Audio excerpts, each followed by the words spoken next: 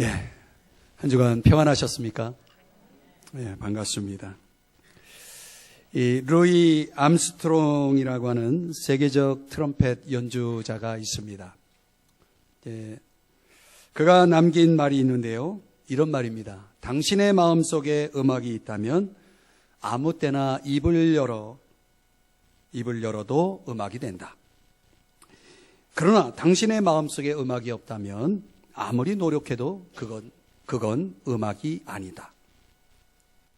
마음 깊은 곳에 음악이 있어야 그래야 음악이 된다라는 이 말에 여러분 공감이 되지 않나요?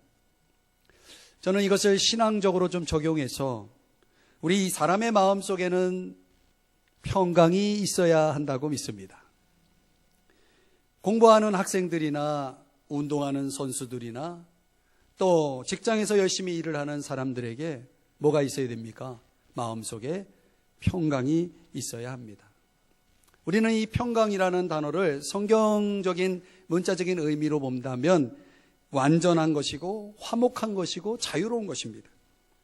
하나님과 이웃과 화목하게 지내는 거 얼마나 중요합니까? 또 우리가 이 세상의 여러 가지 것들로부터 거기에 물질도 있고 이런 것으로부터 자유로울 수 있다면 우리는 분명 평강을 누릴 수가 있을 겁니다. 사람에겐 평강이 있어야 되고 그래야 사람답게 살 수 있고 뭔가 할 수도 있고 건강하게 살아갈 수 있는 것이죠.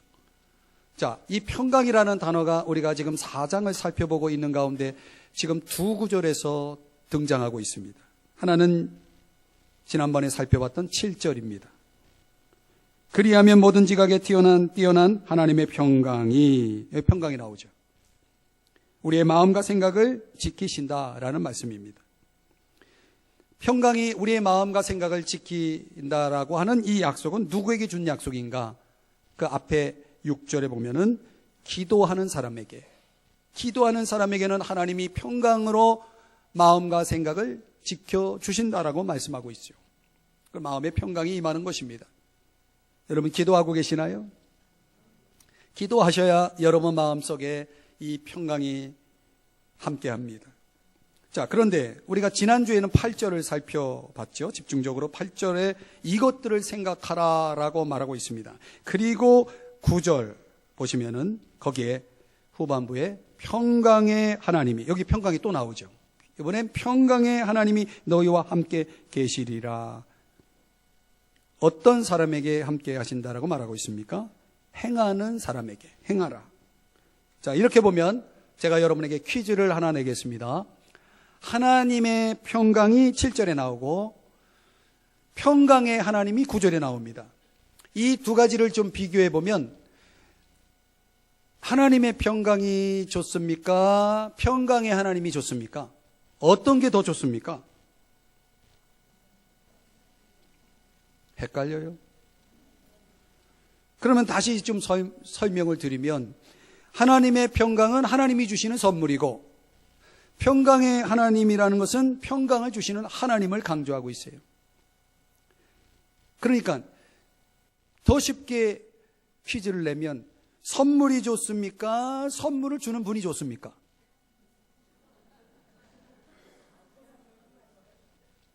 그래도 헷갈려요? 제가 어렸을 때 저희 아버지가 해외에서 이제 근무를 하시고 몇 년 만에 이제 집에 돌아오시면 옛날에는 그런 문화가 있었어요. 가방이 여러 개가 있습니다. 갈 때하고 올 때하고 다릅니다. 그러면 아버지가 오시면 달려가는 겁니다. 그리고 가방을 그 어린 제가 그 가방을 짊어지고 방으로 들어가서 쫙 엽니다. 그럼 거기에 반드시 뭐가 있습니까? 선물이 있습니다. 그게 그렇게 좋았어요. 제 마음속에는 아버지를 그리워했을까요? 선물을 그리워했을까요? 어린 마음에 선물보다 아버지를 그렇게 생각하고 사모하고 기다렸던 그런 마음이 아닌 정반대의 선물의 마음이 가 있었던 저의 어린 시절의 때가 기억이 납니다. 여러분 신앙생활을 혹시 그렇게 하고 계시진 않나요? 어쩌면 하나님 앞에 나와서 우리가 신앙생활하면서 하나님이 주시는 선물에만 마음이 가 있는 사람들, 그 선물을 주시는 하나님에 대해서는 별 관심이 없는 사람들, 이건 진정한 신앙의 길이라고 말할 수가 없죠. 선물을 받는 것도 귀하지만 그 선물을 주실 수 있는 하나님이 함께 하신다는 것이 더 큰 복임을 믿으시기 바랍니다. 누가복음 2장 14절에 보면 이런 말씀이 나옵니다. 지극히 높은 곳에서는 하나님께 영광이요 땅에서는 하나님이 기뻐하신 사람들 중에 평화로다. 자, 여러분, 예수님이 이 땅에 오신 소식을 전한 천사들의 예고입니다. 실제로 예수님은 저와 여러분에게, 우리 인간에게 참 평화를 주시기 위해서 이 땅에 오셨습니다. 우리가 예수 믿고 구원받고, 그리고 지난주에 말씀 나눴던 것처럼 주님이 기뻐하시는 사람이 되고, 주님이 기뻐하시는 생각을 생각하고, 주님이 기뻐하시는 삶을 살아가고 있다면 그 사람 마음속에는 분명히 주님이 주시는 평강이 있을 줄 압니다. 평강의 주님이 함께 하시기 때문에 평강을 누릴 수가 있는 것입니다. 그래서 오늘 본문 9절의 말씀에 보니 평강의 하나님이 너희와 함께 계시리라. 그 앞에 접속사가 나오죠. 그리하면. 그 전제 조건이 뭐냐면 행하라입니다. 한번 따라하십시다. 행하라. 다른 말로 말하면 순종하라입니다. 행하라라는 프라소라고 하는 단어는 그냥 한두 번이 아니고 계속적으로 습관적으로 수행하는 것을 의미합니다. 그러면 빌립보 교회 성도들에게 구체적으로 무엇을 행하라, 무엇에 순종하라고 말씀하고 있나요? 오늘 9절의 말씀에 보면 4가지 동사가 나옵니다. 4가지. 배우고, 받고, 듣고, 본바를 행하라.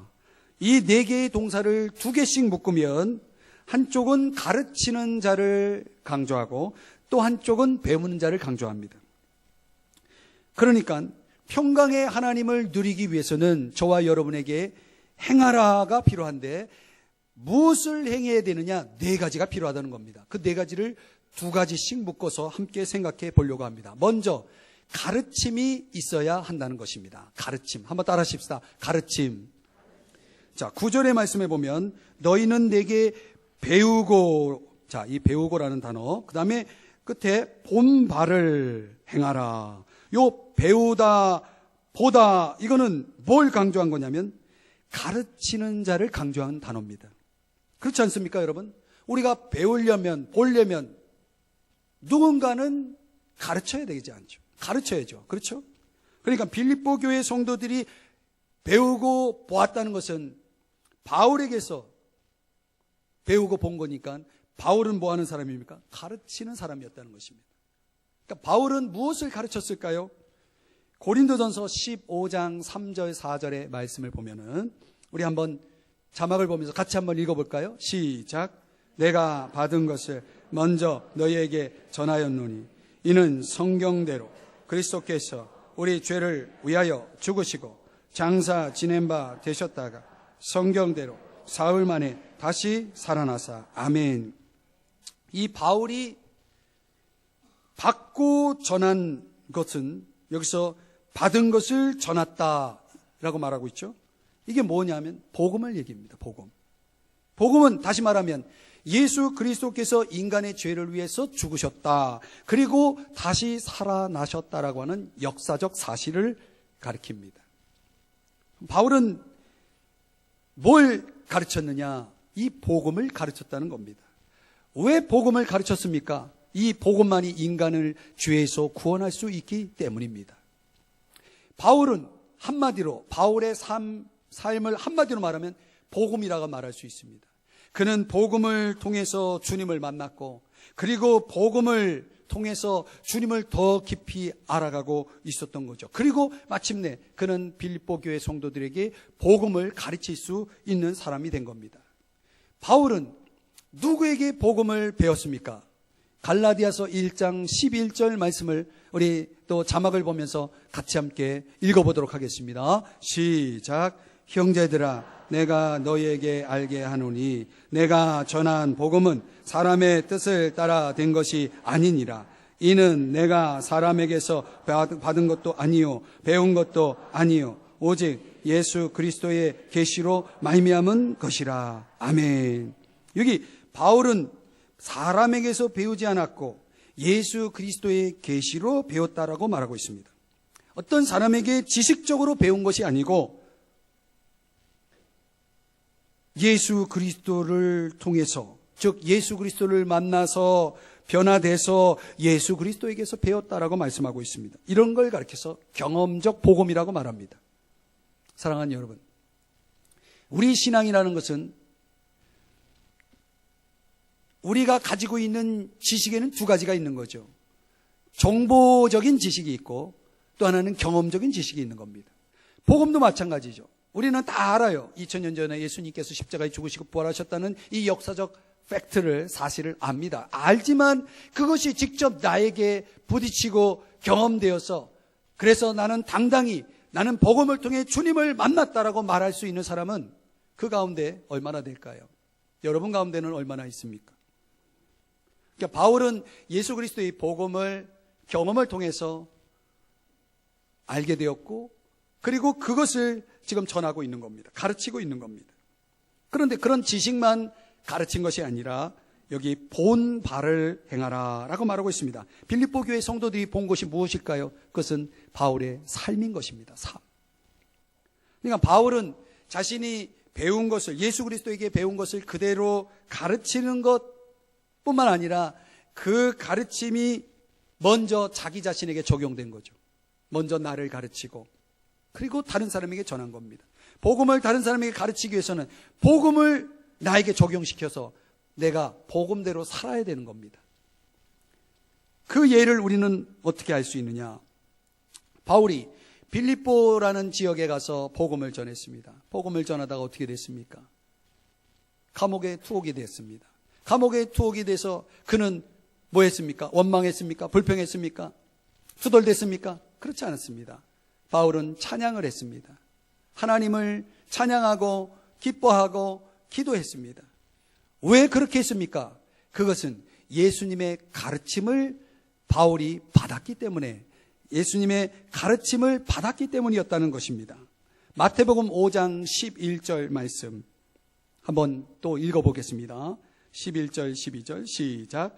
나로 말미암아 너희를 욕하고 박해하고 거짓으로 너희를 거슬러 모든 악한 말을 할 때에는 너희에게 복이 있나니 기뻐하고 즐거워하라. 하늘에서 너희의 상이 큼이라. 거기까지. 여기 보면 기뻐하고 즐거워하라고 말하고 있습니다. 그러니까 바울은 지금 자신이 복음 전하다가 박해를 받고 어려움을 겪고 있어요. 그럴 때 불평하고 원망하고 투덜대지 않고 그는 기뻐하고 찬양하고 기도했다는 거예요. 왜? 예수님의 가르침이 있기 때문에. 그는 바울은 예수님의 가르침을 그대로 믿고 살았다는 것입니다. 사랑하는 여러분, 우리 한국교회처럼 예배가 많고 설교가 많은 교회는 지구상에 존재하지 않습니다. 그뿐 아니라 교회마다 얼마나 많은 제자 훈련이 있습니까? 그런데 그렇게 많은 가르침의 환경 속에 있는 한국교회의 성도들의 삶은 어떤가요? 능력 있나요? 영향력이 있나요? 얼마나 빈약합니까? 도대체 무엇이 문제입니까? 그렇게 많은 가르침이 있는 한국교회가 왜 이 세상에서 영향력을 끼치지 못할까요? 그것은 가르침을 받지만 그 가르침대로 삶으로 가지 않기 때문에 이런 결과가 나온 거 아니겠습니까? 누가 이 사회를 바꿀 수가 있을까요? 여러분, 믿지 않는 사람들에게 그걸 기대할 수 있나요? 여러분, 교회가 내가 알고 있는 것과 내 삶이 조화를 이루지 못한다면 여러분, 이 세상은 소망이 없습니다. 그런 암과 삶이 조화를 이루는 성도들이 많이 있어야 한다는 것입니다. 저는 이 문제를 깊이 고민하는 사람입니다. 어떻게 하면 삶이 삶과 조화를 이루는 성도를 세워갈까라고 하는 고민을 갖고 있는 거죠. 스웨덴의 용어, 스웨덴 말로 피카라고 하는 F-I-K-A라고 하는 피카라고 하는 용어가 있습니다. 이게 뭐냐면 커피하고 작은 케이크를 이렇게 놓고 테이블 미팅을 하면서 서로 교제를 하는 것, 휴식을 취하는 것을 스웨덴에서는 피카라고 하는 용어를 쓴다고 합니다. 자, 여러분, 이 피카라는 것이 우리 현대인들에게 요즘 상당히 중요하죠. 정서적으로 또 심리적으로 얼마나 중요합니까? 근데 주님이 피카의 원조라는 거 아십니까? 한때는 예수님이 남자만 5,000명 이상 되는 엄청나게 많은 사람들을 그의 예수님이 마련한 그 넓은 식탁에 그들을 초대해서 예수님께서 그 남자만 5,000명이니까 한 2만 명 되는 사람들에게 떡과 고기, 물고기를 간식을 나눠주시죠. 다 배불리 먹었다라고 말씀하고 있습니다. 이게 얼마나 놀라운 경험입니까? 또 예수님이 부활하신 후에 두 제자와 함께 마련된 식탁도 있었습니다. 떡을 떼며 주실 때 그 제자들의 눈이 열렸다라고 말하고 있습니다. 저는 이런 영적인 피카가 오늘 한국교회 성도들에게 너무나 필요하다고 생각됩니다. 우리는 얼마나 바쁘게 삽니까? 그 바쁨 속에 주님이 마련한 식탁을 여러분 참여해 보신 적 있나요? 주님은 지금도 여러분의 마음의 문을, 삶의 문을 두드리면서 야, 나와 함께 교제 좀 하자라고 말씀하십니다. 조용히 주님의 음성을 듣고 주님의 말씀 앞에서 깊이 교제하는 그런 영적 피카가 우리들에게 필요하지 않을까요? 그런 것 없이 우리가 이 세상에서 주의 말씀을 가지고 삶으로 가지고 간다라고 하는 것은 사실상 불가능한 것입니다. 호세아 4장 6절에 보면 내 백성이 지식이 없음으로 망한다라고 말하고 있습니다. 뭐가 없어서요? 지식이 없어서요. 여러분은 과연 신앙생활을 하면서 하나님을 아는 지식을 얼마나 갖고 있나요? 이 영적 지식에 대한 관심이 있나요? 그건 있어도 되고 없어도 된다라는 생각 갖고 계시지 않나요? 여러분, 얼마나 많은 사람들이 이단에 빠집니까? 이단에 빠지는 사람들의 거의 90% 이상, 거의 대부분은 다 교회를 다닌 사람이라는 사실을 아십니까? 왜 그런 잘못된 집단에 빠지는가? 이유가 뭔가? 지식의 부족 아닙니까? 신앙생활을 그렇게 오래 해도 창세기부터 요한계시록까지 성경 한번 제대로 읽어보지 못한 신앙인들이 얼마나 많습니까? 제가 한번 손을 들어보라 할까요? 여러분, 참 부끄럽습니다. 지식이 없으면 망한다라고 성경은 분명히 말씀하고 있습니다. 우리 교회는 실제로 많은 말씀 훈련의 장이 있습니다. 다른 교회에 비해서는. 교회는 그리 크지 않지만 저희 교회는 거의 말씀 훈련의 장으로 목회적 시스템이 움직이고 있습니다. 그러나 여러분들이 개인적으로 주님이 마련하신 식탁에 앉지 않는다면, 성경을 직접 읽고 그 영적 양식을 취할 수 있는 신앙인이 되지 않는다면 그런 모임들이 크게 영향을 줄 수가 없는 것입니다. 암과 삶을 다른 사람들에게 나눌 수 있기 위해서는 여러분들이 가르침 속으로 들어와야 되는 겁니다. 저는 외람 때지만 한 10여 년 전에 이 삼성중앙교회에 부임을 했습니다. 그런데 저는 이 교회를 부임하기 전에 부목사 생활을 오래 했습니다. 그러면서 저는 저의 목회적 꿈을 준비하고 있었습니다. 특별히 저는 말씀을 가르치는 사역에 제 목숨을 걸고 제 목회적 생명을 걸고 목회를 해야 되겠다라는 하나님이 주신 사명에 의해서 저는 열심히 준비를 했습니다. 그래서 하나님께서 이제 저를 큰 교회로 보내셔서 많은 사람들을 가르칠 수 있도록 인도하실 거라는 기대를 갖고 기다렸습니다. 그런데 하나님이 삼송중앙교회로 보내주셨습니다. 교인도 적고 교회도 시골이고 너무 실망했어요, 인간적으로.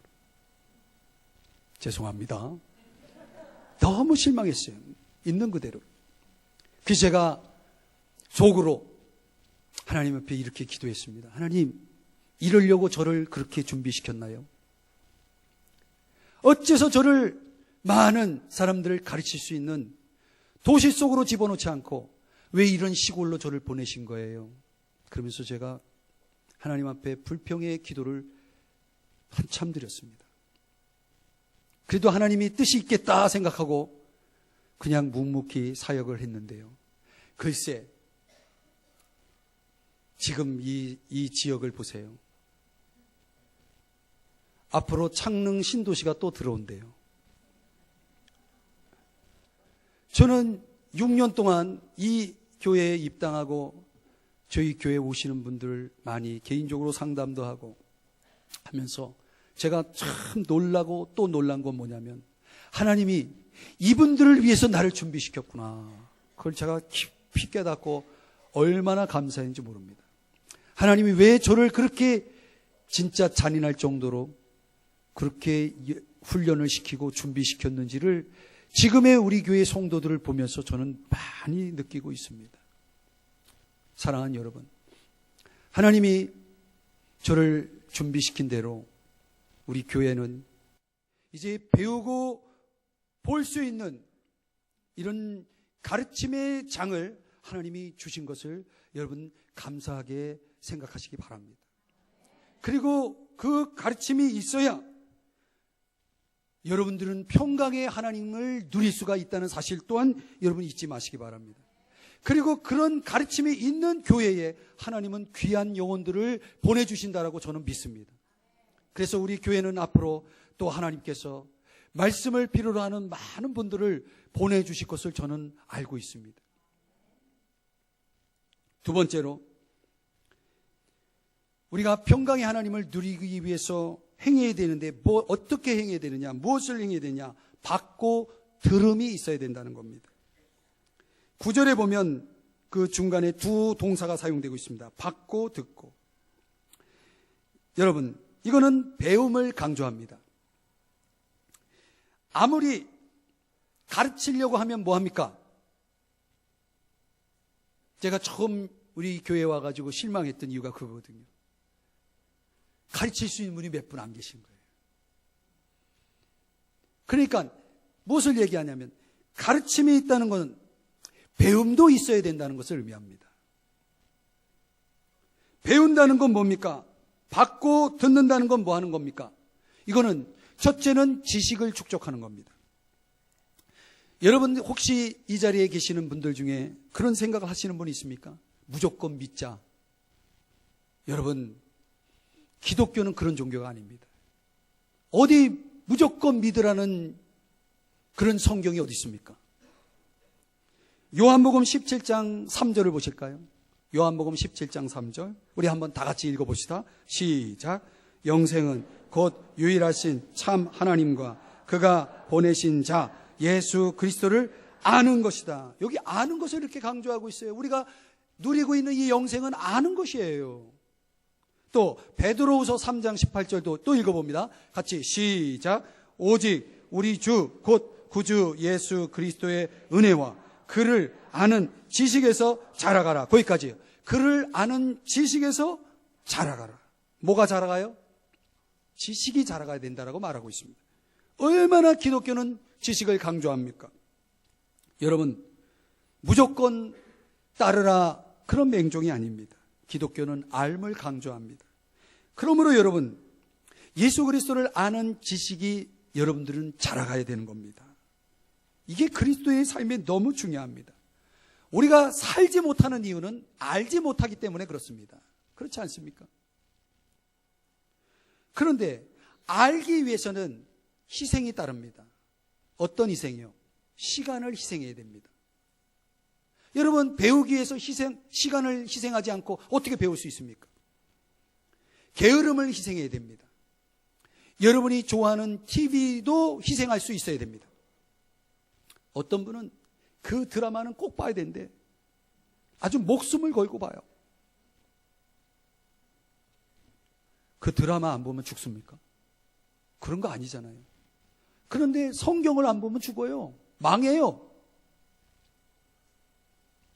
어떤 분은 핸드폰으로 게임하느라고 2시간을 보내요. 2시간도 모자라대요. 어떤 분은. 그 게임하는 2시간에 반쪽만 떼어서 성경을 보세요. 그 인생이 어떻게 변하나. 여러분, 얼마나 많은 사람들이 이 성경적 지식, 영적 지식에 무지한지 아십니까? 제가 아까도 말씀드렸지만 창세기서부터 요한계시록에 도대체 뭐가 있는지 모르고 신앙생활을 하는 분 죄송하지만 그 성경적인 신앙 아닙니다. 신앙은 종교생활이 아닙니다. 우리는 하나님의 말씀을 받아야 됩니다. 들어야 됩니다. 왜 들어야 됩니까? 듣는 게 왜 중요합니까? 여러분들이 이렇게 설교를 듣는 게 왜 중요합니까? 믿음은 들음에서 나기 때문에 그렇습니다. 말씀을 들어야 여러분들이 믿음이 자라는 것입니다. 그러니까 가르치는 자가 있어야 되고 그 가르침을 받고자 열심을 내는 배우는 자가 있어야 한다는 거예요. 그래서 지식이 축적이 되면 어떤 분은 이렇게 얘기해요. 그거 알아가지고 뭐 하냐고. 또 어떤 목사님은 그렇게 말씀하는 분들이 있어요.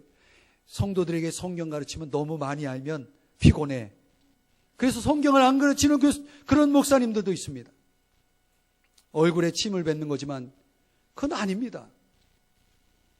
그냥 믿으면 된다. 이건 아닙니다, 여러분. 그러나 배운다고 지식이 있다고 그게 다는 아닙니다. 왜 배우고 왜 지식을 축적해야 되느냐? 그것은 삶에 적용하기 위해서입니다. 여러분, 그 삶에 적용하는 데 있어서 역사하는 분이 성령님이십니다. 우리 믿는 사람들 안에는 성령 하나님이 들어와 계십니다. 그분은 진리의 영이고 우리에게 성경을 깨닫게 하고 성경을 또 삶에 적용할 수 있는 능력을 주시는 분이심을 믿으시기 바랍니다. 그래서 사도행전 5장 32절에 보면은 하나님이 자기에게 순종하는 사람들에게 주신 성령도 그러하니라 하더라. 자, 여러분, 순종하는 사람에게 뭘 줘요? 성령을 주시는 겁니다. 하나님 말씀대로 사는 사람들에게 성령이 함께 역사하고 있음을 강조하고 있는 것입니다. 그리고 여러분, 우리가 지식을 쌓아가고 또 개인적인 삶에 적용하기 위해서뿐만 아니라 다른 사람들에게 전할 수 있어서 전하기 위해서, 전수하기 위해서라도 우리는 받고 들어야 됩니다. 어떤 사람들은 주변에 믿지 않는 사람들이 뭘 물어보면 나도 몰라 그러고서 피합니다. 여러분, 성경에 대해서 궁금해하고 하나님에 대해서 알고 싶어하고 복음을 좀 더 자세히 알고 싶어하는 사람이 여러분 주변에 있습니까? 없습니까? 있습니다. 그런데 나는 한마디도 할 수 없어요. 왜? 전수할 수 있는 준비가 안 돼 있어요. 그래서 사람들이 자기 신앙을 드러내는 것을 피합니다. 그것은 그리스도인다운 삶이 아닙니다. 디모데후서 2장 2절의 말씀을 우리 같이 한번 읽어보겠습니다. 시작. 또 내가 많은 증인 앞에서 내게 들은 바를 충성된 사람들에게 부탁하라. 그들이 또 다른 사람들을 가르칠 수 있으리라. 아멘. 이게 4대가 여기 나오는데요. 바울이 디모데에게 전수합니다. 디모데는 충성된 사람에게 전수합니다. 또 충성된 사람은 또 다른 사람들에게 전수하라고 말하고 있습니다. 기독교는 이렇게 흘러가야 되는 겁니다. 내가 받고 듣는 것을 또 다른 사람들에게 전수해서 그 사람들이 받고 들어서 또 다른 사람에게 전수하고, 그래서 계속 우리의 후대들에게 전수되어야 한다는 거예요. 그러니까 우리가 영적으로 갓난아이의 입장에 있다면 우리는 누군가를 도울 수가 없어요. 내가 갓난아이인데 내가 도움을 받아야지요. 그런데 10년이 지나고 20년이 지나도 여전히 영적인 갓난아이로 머물러 있어야 되겠습니까? 영적으로 성장하지 않으면요, 영적 피그미가 돼요. 아프리카의 한 부족이잖아요. 피그미죠. 머리는 큰데 몸은 작고. 이게 왜 그러냐면, 이게 피그미라고 하는 것은 그야말로 기형이죠. 어떤 면에서는 장애라고 할 수도 있지만 그 피그미족의 수명이 30세가 넘지 못한다고 그러죠. 저는 영적인 피그미도 마찬가지라고 봅니다. 듣기만 해서 머리는 커지는데 삶에 적용하지 않고 다른 사람에게 전수하지 못해요. 그러면 몸은 작아지고 영적인 몸은 작아져서 균형을 이루지 못하는 겁니다. 그 신앙적인 영향력을 행사할 수가 없어요. 영적 피그미라고 말할 수밖에 없습니다. 여러분들 이런 사람 되기를 원합니까? 이 조지 버나드 쇼의 희곡 작품에서 그 세인트 조안이라고 하는 작품이 있는데 거기에 프랑스 성녀 잔 다르크의 이야기가 나옵니다. 근데 거기 찰스 왕이 이제 사형을 집행하는 시간에 사형하면 이제 끝나는데 찰스 왕이 그 잔 다르크에게 이런 질문을 던지죠. 왕은 나인데, 내가 아니고 왕은 나인데, 그런데 어째서 왕인 나한테는 하늘의 소리가 들리지 않고 너 같은 사람에게만 들리는가? 라고 찰스 왕이 묻습니다. 그때 잔 다르크가 이렇게 대답하죠. 왕이시여, 들리지 않는 것이 아니라 듣지 않는 것뿐입니다. 저는 이것을 영적으로 해석해 봅니다. 오늘날 많은 사람들이 하나님 말씀 모릅니다. 말씀이 없어서인가요? 하나님이 말씀을 가르쳐 주지 않아서인가요? 아니죠. 듣지 않아서죠. 우리는 듣지 않으려고 합니다. 귀찮아합니다. 거역합니다. 순종하지 않습니다. 그런 가운데서 기도해 보세요. 예배를 드려 보세요. 은혜가 되나? 여러분 받고 듣는 거 없이 기도의 삶이 있다면 그 기도는 불균형적인 기도이기 때문에 역사가 일어날 수가 없습니다. 하나님의 말씀이 들리지 않는다는 것은 이것은 참으로 불행한 일입니다. 여러분 어떤 때 마음이 상할 때가 있죠. 살다 보면 그렇지 않습니까? 그러면 마음속에 고통이 있는 사람은 그 고통 속에 살다가 어느새 자기도 모르는 사이에 마음의 문이 닫힙니다. 그때부터 누구 소리도 들리지 않습니다. 이게 참 무서운 겁니다. 내 마음이 닫혀 있다는 것은 이건 불행한 것입니다, 여러분. 하나님의 말씀이 들리지 않도록 닫혀 있는 마음의 문들이라면 이거는 더더욱 불행한 것입니다. 하나님의 음성이 들려와야 됩니다. 생활 속에서, 삶 속에서 그 말씀이 들려오고 말씀이 내 마음에 새겨져서 그것이 적용되어야 우리가 성경적인 삶을 살아갈 수 있는 거 아니겠습니까? 사랑하는 여러분, 저는 아까도 간증을 드렸지만 개인적으로 성경을 많이 읽었습니다. 정말 많이 읽었습니다. 많이 공부를 했습니다. 개인적으로 너덜너덜해질 정도로 성경이. 그런데 성경에 대해서 더 알고 싶은 거예요. 한계가 있는 거예요. 한계가. 그래서 하나님 앞에 기도했습니다. 하나님, 제가 성경 좀 알고 싶습니다. 성경 좀 알게 해주세요. 성경 좀 더 깊이 깨닫게 해주세요.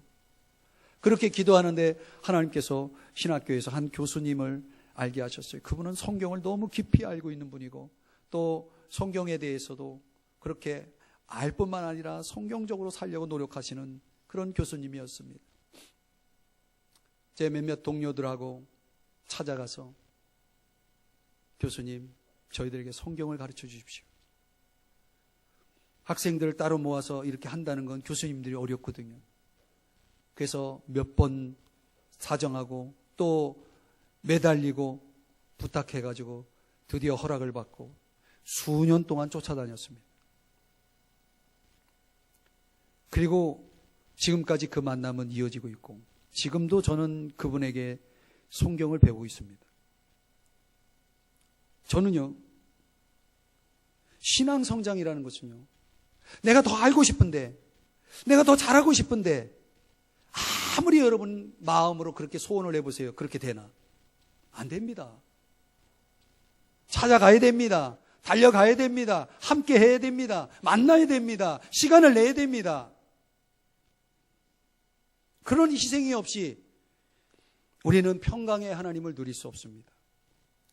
여러분이가 제가 말씀을 이렇게 드리는 것은 여러분들을 바쁘게 만들려고, 여러분들을 자꾸 성경에다가 여러분들 시간을 많이 드리라고 하는 건 아닙니다. 중요한 것은 원리를 말씀드리는 거예요. 평강의 하나님을 누리기 위해서는 우리가 하나님의 말씀을 받고 듣는 일에 여러분들이 참여할 때, 즉 여러분들이 배우는 자가 될 때 가능하다는 말씀을 드리고 있는 겁니다. 마지막으로, 그래서 우리는 자기 역할에 충실해야 됩니다. 여러분 아십니까? 저희 교회에서 제가 여러분들에게 말씀을 준비하기 위해서 얼마나 한 주간 동안 많은 시간을 씨름하는지. 저도 가르치는 자가 되기 위해서, 가르칠 것을 위해서, 또 가르침대로 살기 위해서 많이 노력하고 있습니다. 이건 저의 몫이고 저의 헌신입니다. 제가 아무리 그렇게 해도 여러분들이 배우는 자가 되지 않는다면, 즉 가르치는 자와의 헌신과 배우는 자의 헌신이 만나지 못하면 아무 일도 일어나지 않습니다. 평강의 하나님이 함께 계시는 이 비결은 누릴 수가 없는 것입니다.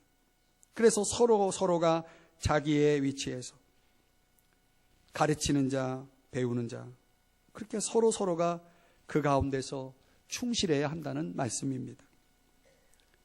저는 개인적으로 제가 배우고 받고 듣고 본 것을 전수해 준 저의 제자들 가운데 한 제자가 종종 생각이 납니다. 그 제자는 한 교회의 집사로 열심히 봉사를 하고 있습니다. 그런데 평신도이지만 얼마나 준비되고 탁월한지 담임 목사님이 새가족부를 완전히 통째로 맡겨서 그 교회의 새가족부를 리드하는 탑 리더로 섬기고 있습니다. 그리고 그 새가족 사역을 하는 데 있어서 그가 가르치는 모든 것들은 저에게 전수받은 겁니다. 얼마나 탁월하게 하는지 지금 10년이 넘었습니다. 그 사역을 시작.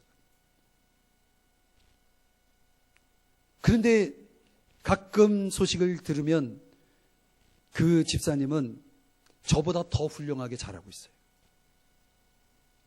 전 너무너무 감사합니다.